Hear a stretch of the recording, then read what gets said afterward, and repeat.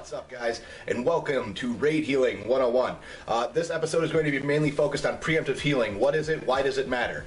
This is the first video in a series of healing videos I'm going to be doing for you guys, as well as the DPS videos. I'm going to try to bring you one a week of just kind of covering some tricks of the trade, of how to kind of increase your performance and to make yourself a better overall raider if you're a healer or DPS, okay?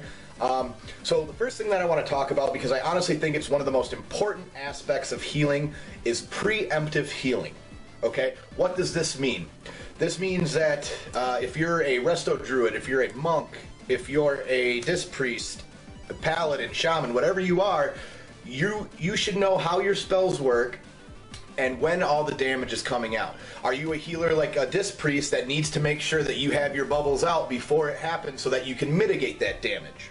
Are you a resto druid like me? Where am I putting my mushrooms? Where am I popping my tranquility?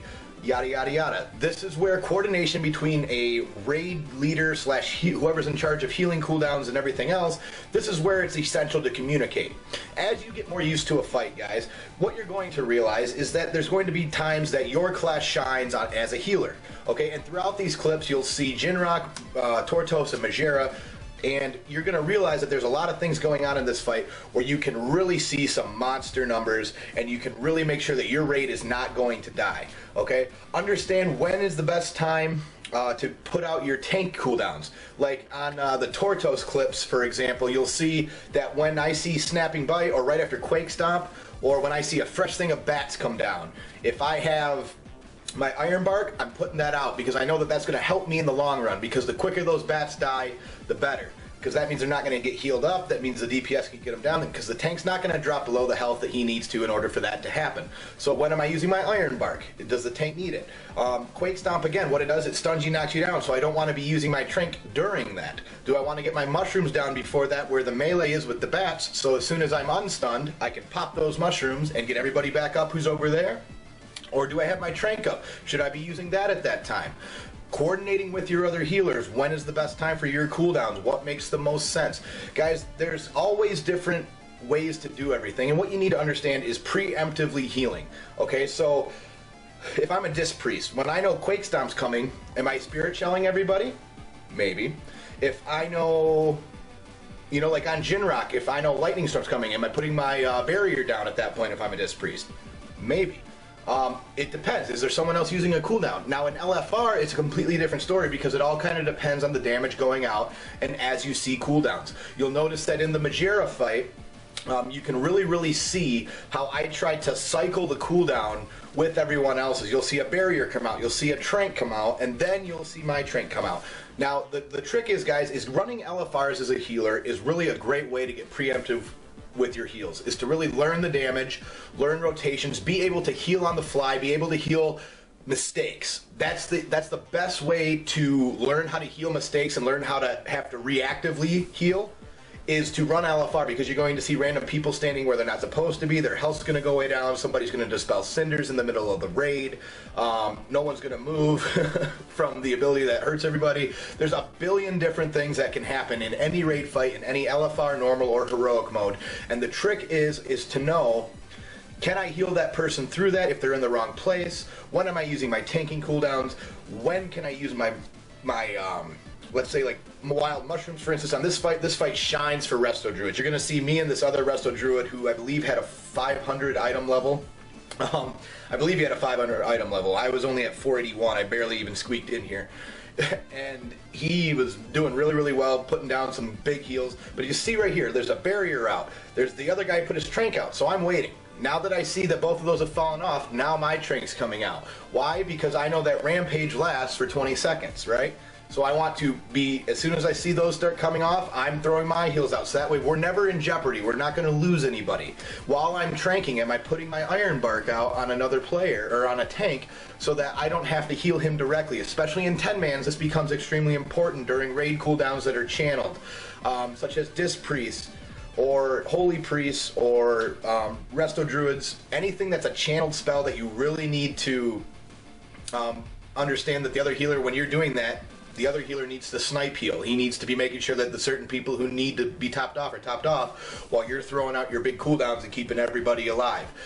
There's a lot of different scenarios, and every single one of them is going to depend on your comp and your raid team. And that's the biggest thing that I want you guys to take out of this is, when am I using my heals? Am I preemptively healing or am I reactively healing? Because if you're reactively healing, you're not going to be as successful as if you're preemptively healing, knowing when that damage is coming out, making sure that you're set up to burst out the most heals as possible. Blizzard has really changed the way that they've done healing to the point where it's very there's a maintenance phase to most fights, and then there's a burst phase to most fights as a healer. Okay, there really is. Whether it be tank burst, whether it be AoE, whether it be raid-wide damage, it doesn't matter. You need to understand which fights do what, and preemptively healing is key to making sure that you're on top of those meters and that everybody's alive. Because remember, the healers are like referees in a game. Nobody cares about them until they do something wrong, right?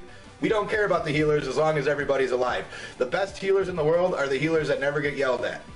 Because they've done their job, everybody's alive, and it's a win. It's not a healing issue, right?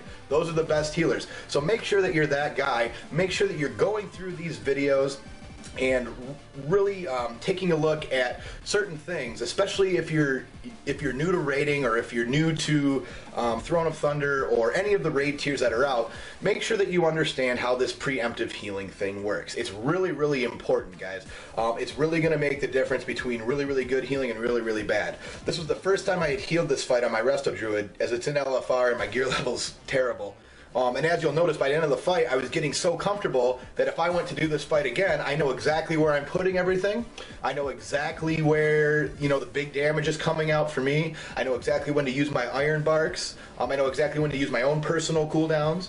And I'm cycling those accordingly. This is the biggest thing when learning how to play a healing class, is learning what spells you have that are super strong, that are overpowered, and how you can best utilize your class during each fight. And preemptive healing is a huge way to do that. Things like wild growth, mushrooms, rejuve, that's for Resto Druids. Things like having my renewing mists out, my uplifts out. Who am I, life cocooning, and when am I doing it? When does it make sense to do it? When am I using revival?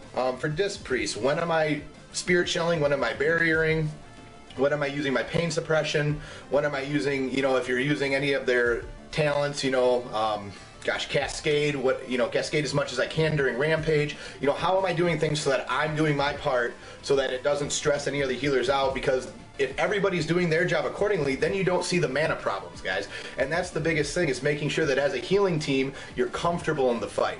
You're watching your feet. You're watching other players. Raid leading, there's a lot of healers who lead from a raid healing perspective because they really are watching everything that's going on. They can see whose health is dropping most often. They can see if that person was standing in bad. They can see a lot of different things by being a healer, because you see all these different aspects of the fight. It's a completely different view of the fight.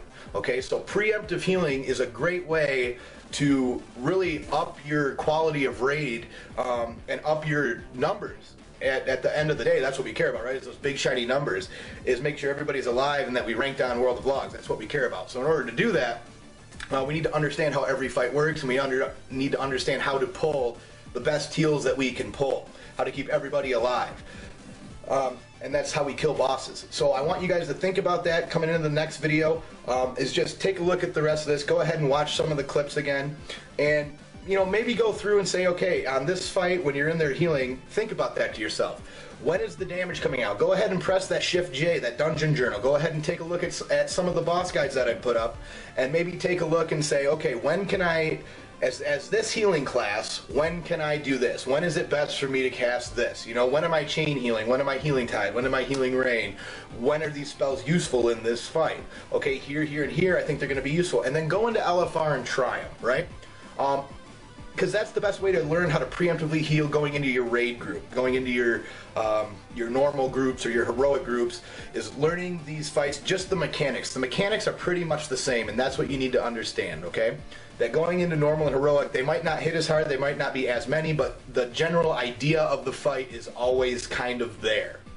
So make sure that you're going in there, and really, especially as a healer, you can find a lot of ways to heal really, really well. And the more comfortable you get with these fights, you're going to see that progress in your normal raids. in your heroic raids, learning how to preemptively heal different abilities. And I really think that that's one of the biggest things that I see between healers who are great and healers that aren't, is do they know the fight? Are they preemptively healing? Are they doing their job, and are they utilizing their class efficiently? So make sure, guys, that you stay tuned for the next one, and thank you for watching. See you later.